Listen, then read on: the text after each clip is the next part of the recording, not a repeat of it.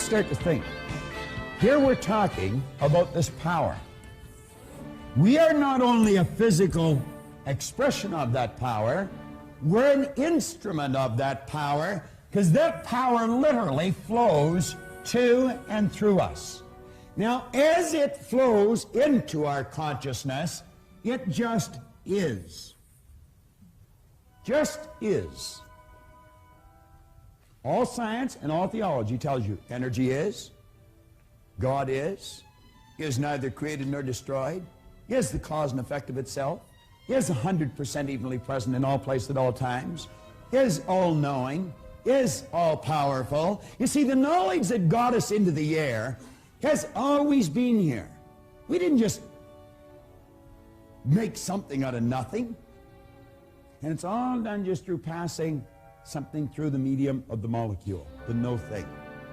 We've always been able to do that. We've just become aware of how to do it. See, a person that's earning $25,000 a year, they're not earning $25,000 a year because they want 25 a year.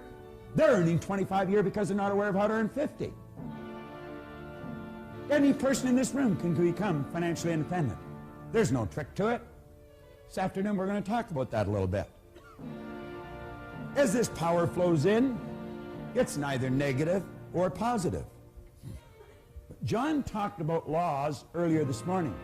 He was talking about the action-reaction being equal and opposite. As you sow, so shall you reap. Energy always returns to its source of origination. Well, you know, there's other laws. That's not the only law. There are 7 laws. Dr. Werner von Braun one time pointed out that the natural laws of this universe are so precise that you and I don't have any difficulty today building a spaceship. We can send a person to the moon, and we can literally time the landing with the precision of a fraction of a second. He also said these laws must have been set by someone. Now, the law that I'm referring to here is not the law of cause and effect or sowing and reaping. It's the law of polarity or the law of opposites. You see, Jen, there's a front to the book and there's a back to the book. There's a right and a left to the book. And what's right to me is left to you. There's a top and a bottom to the book. There's an inside and an outside to the book. And you couldn't have one without the other. If I started to slice the right side off this book, when I've taken the last slice for the right side off, I've also gotten rid of the left. You couldn't possibly have one without the other. Nothing complicated about that. Pretty simple idea, but not understood by many people. We use these 2 symbols to illustrate the law of opposites. And you know, as this power flows into us, we can make out of it anything we choose. You can sit there, this is the intellectual mind, activate your higher faculties. I'm not talking here about your sensory factors, I'm talking about your higher faculties. You can exercise them, and you can literally create the start of anything because you are creative. You are a creative being. Do you know it's these faculties that separate you from your pets? Archibald MacLeish had a character stand up in one of his plays. It's called The Secret of Freedom. He had this character stand up. It was a Pulitzer Prize winning play, too. He had a character stand up and say, the only thing about a man that is a man is his mind. Everything else you can find in a pig or a horse. He was right. You've got marvelous faculties. There is only one source of supply. Every great teacher all down through history for the last 6,000 years in recorded history has told us that if we had our ear to the ground, we'd get the message. This is where everything starts. We build the picture in our mind. Do you know what our problem is? When we build that kind of a picture, we instantly say we can't do it if it's far beyond the results that we're getting. You wouldn't be able to get the picture if you couldn't do it. You can do anything you want. Anything you want. Now, hooked up to your conscious mind, like little antennae, you have sensory factors. You can hear, see, smell, taste, and touch. And you know that's where most people get all their information, through their sensory factors? They watch a TV, read a newspaper, listen to the radio, overhear conversations, and you know what most people are doing? They're talking about why something can't be done. And we're listening to it. Do you know, for 26 years, that's the only way I got my direction. I just did whatever the other guys were doing. I remember when I was 17, they said, we're joining the Navy. Are you coming? Sure. I got 5 years. They didn't even like it. I'd never even seen a boat, let alone a ship. Why did I do it? Well, the other guys were doing it. Just wherever they go, you know, like sort of in lockstep type fashion, we go through our life. The average person tiptoes through life, hoping they make it safely to death. What a dumb game. If you're going to let what you do be based upon what you hear, you better make certain the people that are giving you the advice are getting phenomenal results, or you're going to go where they're going. And I can be an authority on this. I am an authority on it. I spent 27 years doing it every waking hour. I know where they're going to lead you. Around in a circle, because that's where they're going. When an idea comes into your mind, you want to ask yourself this question. Don't ask whether it's wrong or whether it's right. See, Jan was right. There was something on the book. So was I right. There was nothing on the book. That's not the question. Do you know what the question is? Will that idea take me from where I am and move me in the direction of the star that I'm shooting at? Will it help me reach my goal? If it won't, I guarantee you it's going to take you in the other direction, because you're not going to stay where you are. That is certain. That comfort zone is a dangerous place to be. It's like Rigg said, it may be comfortable, but it's a bad spot. You have the ability, when someone gives you a suggestion that takes you in a direction other than where you want to go, you have the ability to consciously and mentally just reject that idea. And then you can go ahead and originate whatever idea you want. Now, as long as an idea is in your conscious mind, it'll have absolutely no effect on your physical body or what you're doing. No effect at all. It's when you take that idea and you turn it over to this part of our mind we refer to as the subconscious. It could be called universal intelligence. It's called by many different names. Superconscious. There's about 150 some names you can put on here. The early Greeks referred to this part of our personality as the heart. You see, they pointed out that as you think in your heart, so are you. Do you know that side of your personality has no ability to reject an idea? Absolutely none. Whatever idea comes in and goes in here instantly is manifest in that physical body of yours. Now, you get ideas from outside, we instantly let them come in here and we act on them. I want you to take your hand and hold it up like that for a moment. Take your hand and hold it up like that. Now put it here in your chin for a second. Will you do that? Where's your chin?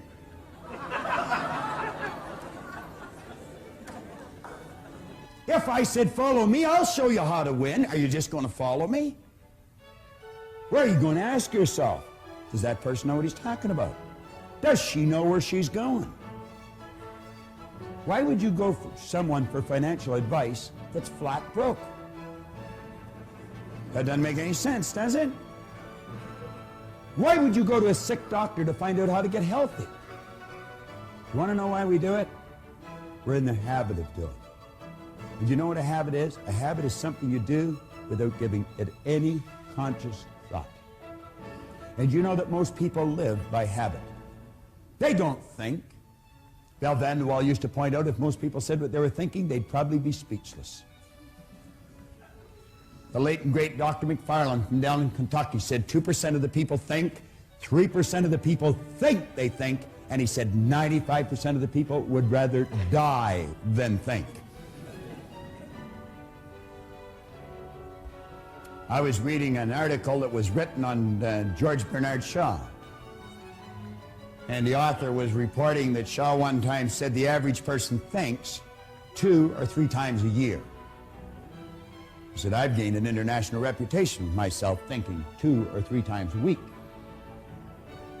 Then she said something interesting. She said, you know, there would be some people, that's the only time they ever originate a creative thought in their life, when they meet some kind of a catastrophe like that. And you know, that's true. That is the truth. That's the only time, when their back is right against the wall, that they'll think of something different. What's a different way to do what you do? What's a better way to do what you do? What's a different way to strengthen your relationships? What's a better way to improve your income? Do you know if you're still running your company the way you were running it 5 years ago, you're going out of business? That's true. You've got to do it different. And by that I mean you've got to do it better. You've got to become more effective. You see, we live in a fast-changing world. This isn't the 50s any longer. You've got to run to keep up today. And if you're not prepared to do it better, get out of the game, because you're really going to get hurt. But any one of us can. And I don't care what's happened in the past. You might have been losing right up to this moment, but there's no point from this moment on doing it. You see, I blew it until I was 26, but as Ray said to me, you've already paid for that. You don't have to pay twice. Start to think. And he says, if you choose an idea and you place it in here, instantly and automatically, you move this thing called a body, which is nothing but a mass of energy, into a new vibration. That causes it to act different. You see, the action is caused by the vibration. If you're entertaining a negative idea, and this is the emotional mind, by the way, and you let yourself get emotionally involved in the negative idea, you instantly move your body into a negative vibration. There can be no intelligent action come from a negative vibration, ever. If energy is in a negative vibration, it must move into negative form. Science will tell you one of the first laws of energy is that energy is forever moving into form. And you know what religion calls this? They call it prayer. Prayer is the movement that takes place between spirit and form, with and through an individual. Do you know most people are praying for what they don't want? They're talking about what they do want. They treat God as some cosmic bell captain that's just going to run because they spoke. But it's not the way they think. They wish positive and think negative. If you're in a negative vibration, as John will show you tomorrow, the only thing you can attract to you is something negative. How do you change? Well, one good way is consciously pick the people you associate with. Pick with people who are winning. Go mix with them. Do what they do. You're going to find that some of your family, some of your relatives, some of your friends, people that you love, are in a negative vibration. That doesn't mean you divorce yourself from them. Just don't go as often and don't stay as long. Makes good sense. I had a good friend of mine a number of years ago, Harold Brennan. He's still a good friend of mine. Harold one time said, if you don't want to catch fleas, you don't sleep with the dog. Not bad advice. Now, let's just change gears here a bit. You come up to a person and you say, hey, how are you today? You never hear a person say, oh, I am consciously aware that I'm in a negative vibration. I've never heard anybody say that. You know what you will hear people say? I don't feel that good. What do they mean? Well, we invented words to describe situations. Feeling is a word we invented to describe our conscious awareness of the vibration we're in. When a person says, I don't feel very good, what they're saying is, I'm consciously aware that I'm in a negative vibration. Now, because of their ignorance, and I mean that, unfortunately we use the word ignorant more often than not. We should be using the word rude. Not everyone's rude, but everyone's ignorant. We just don't know some things. But because of their ignorance, they don't know that they're causing themselves to feel bad. It can't make you sick. He can't make you angry. She can't upset you. You got to do it to yourself. Boy, that's a heavy load, isn't it? I am responsible for how I feel, and you haven't got anything to do with it. You'd say, hell, I don't want to play that game. Fine, lose. You see, it's like Wayne Dyer said, if you think other people are the cause of your problem, you're going to have to send the rest of the world to the psychiatrist for you to get better.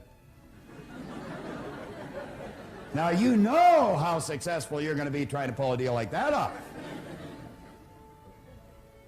Let's become aware when we're not feeling good, when we're not doing the things that give us the results we want, we are emotionally involved with a destructive concept that we put in here ourselves. Let's consciously and deliberately build a positive idea, get emotionally involved with the positive idea, and simultaneously we move into a positive vibration. Everything changes. That takes some mental strength. How do you develop? I'll tell you exactly how to develop it. Sit and watch the tape that you're watching every day for a month. Every day for a month. You say, well, I don't have to watch it every day for a month. No, you don't. You only have to until you want to, and then you don't have to any longer. It's that simple. But I'll tell you this, you hear it over and over and over and over and over and over and over again, and one day, bang, something's going to happen inside, and you're going to realize when you say that she upset me, that she didn't do it at all. You did it. And you know what you're going to do that day? Change it. And you'll never again go through life thinking other people upset you. And if periodically you let somebody else stick a negative idea in your subconscious mind, you can instantly correct your direction, because at least you know where the problem was. Is that basic? Yeah, I think it is. I think it is. Now follow me closely here.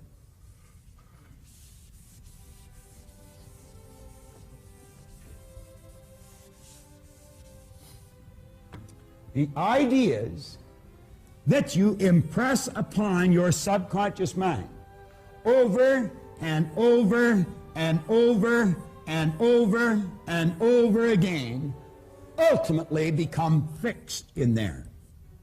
You see, what you're doing when you build these ideas that we're discussing now, what you're doing is building brain cells. Every time you think about that idea, you're giving those brain cells more strength. And in a relatively short period of time, Dr. Maxwell Maltz, the great author of the phenomenal bestseller, Psycho-Cybernetics, he pointed out that in approximately 21 days of doing this with an idea, that idea will become fixed in your mind. Then it's more commonly referred to as a habit. A habit is an idea that's fixed in our subconscious mind, requires absolutely no conscious thought any longer to cause us to act on it. Do you know you drive your car through ideas that are fixed in your mind? If you would consciously observe some of the things you do in any given day, just consciously stop and watch your own behavior. Listen to your thoughts. You're going to find that many of the things you do are done through habit. See, when I was a little boy, my teachers used to say, Bob, why are you doing that? And I'd say, I don't know. This is the intellectual mind. You can store a lot of information there. But this is the conditioned mind. You see, thousands and thousands of habits form something called conditioning. And I was automatically doing things I didn't want to do. I was doing something wrong. It was giving me results I didn't want. And they'd say, why are you doing that? And I say, I don't know. I didn't know why I was doing things that I didn't want to do, giving me results I didn't want to get. I didn't know how my mind operated. I didn't know I had all those ideas fixed in there. And I'll tell you something else I didn't know. I didn't know how to change it. I did not know how to change it. Why did I have a poor attitude? Because I had so many negative ideas fixed in here. And you see, it's what's in here that controls the vibration. And conscious awareness of the vibration is called feeling. And I never felt very good. Sometimes I felt lower than others. You'll see people that are totally depressed. You know what depression is? Depression is anger turned inwards. They get angry at someone else and they suppress it. They pack it into their subconscious until it all becomes fixed. And they stay in a terrible vibration. Why do you think people get ill? Do you think dis-ease is a normal vibration for a body to be in? Not at all. Ignorance is the cause of dis-ease. We're told to know the truth would set us free. There's only one thing to be set free from, my friend, and that's ignorance. Now, I want you to stop and think of just how you behave. I want you to stop and think of some of the things that you could do that would improve the quality of your life just like that. Every one of us know how to do things better than we're doing. Our problem has been we don't know why we're not doing it. But understand this. You've got the mental faculties. You've certainly got the power. The power's always with you. It's always flowing to and through. It's just a matter of learning how to direct it. And in learning how to direct it, happiness, health, and prosperity will manifest in your life, and they should, because that's your birthright. And there isn't one person in this room, one person in your life that is even that much better than you. We're all the same. The difference is in our results. Change your results by changing our mind. It's so basic and so simple.